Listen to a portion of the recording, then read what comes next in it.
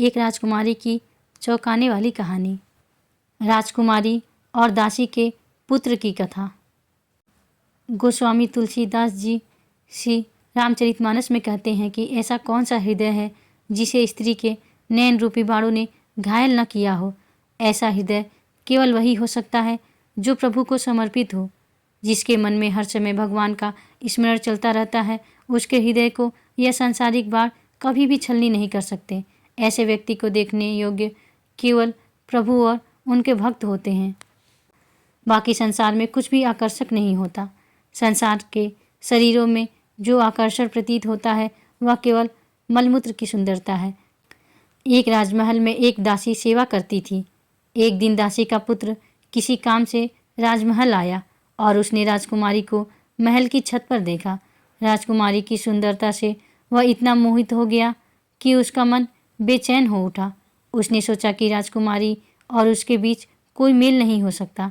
फिर भी उसकी चाहत इतनी प्रबल हो गई कि उसने तय किया कि अगर राजकुमारी से विवाह नहीं हुआ तो वह अपने प्राण त्याग देगा। पुत्र ने खाना पीना छोड़ दिया और अपनी माँ से कहा कि उसकी तबीयत ठीक नहीं है।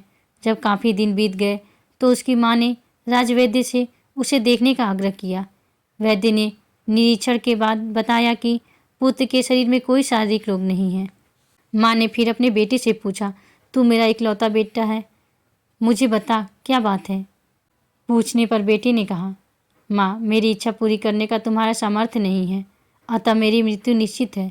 माँ ने फिर कहा, बेटा अपनी इच्छा एक बार बताओ, मैं उसे पूरी करने की कोशिश करूँगी।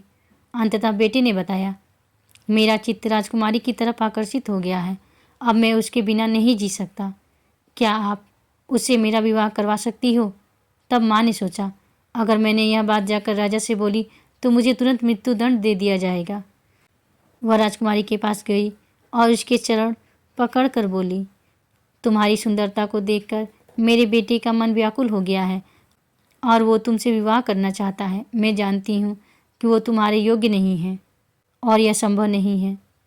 बेटी, मैं तुमसे कुछ मांग नहीं रही हूँ और ना मैं चाहती हूँ कि तुम मेरे पुत्र से विवाह करो, पर मैं तुमसे उपाय जानना चाहती हूँ कि कैसे मैं अपने पुत्र के मन से यह बात हटा सकती हूँ। राजकुमारी सत्संगी थी। उसने बोला, आप चिंता न करें, एक पक्का उपाय है। आप अपने पुत्र को 4 दिन बाद मेरे पास ले आना, मैं उससे बात कर लूँगी। राजकुमारी ने राज्य वैद्य से जाकर ऐसी औषधि ली जिससे उसे लगातार शौच लगे। उसने अपने मल से सोने के कई घड़े भरवा दिए। उन घड़ों के आसपास दुर्गंध आने लगी और मक्खियाँ भिनभिनाने लगी। उसने सब दासियों से कह दिया कि वहाँ सफाई न की जाए और उसके कक्ष को 4 दिन तक वैसा ही रहने दिया जाए। इतनी बार शौच जाने की वजह से राजकुमारी की सुंदरता और चेहरे की कांति चली गई और उसका चेहरा पीला पड़ गया। 4 दिन बाद दासी अपने पुत्र को लेकर आई। जैसे ही वह राजकुमारी के कक्ष की तरफ आया तो उसे भयंकर दुर्गंध आने लगी। 4 दिन तक लगातार शौच के कारण राजकुमारी की मुख की कांति फीकी पड़ गई थी और जब पुत्र ने राजकुमारी के पीले पड़े मुख को देखा तो बोला, वह राजकुमारी कहाँ गई जिसे मैंने छत पर देखा था। वो कहाँ है जिसके रूप पर मैं मोहित हो गया था। राजकुमारी ने उत्तर दिया, वह सुंदरता उन घड़ों में भरी है।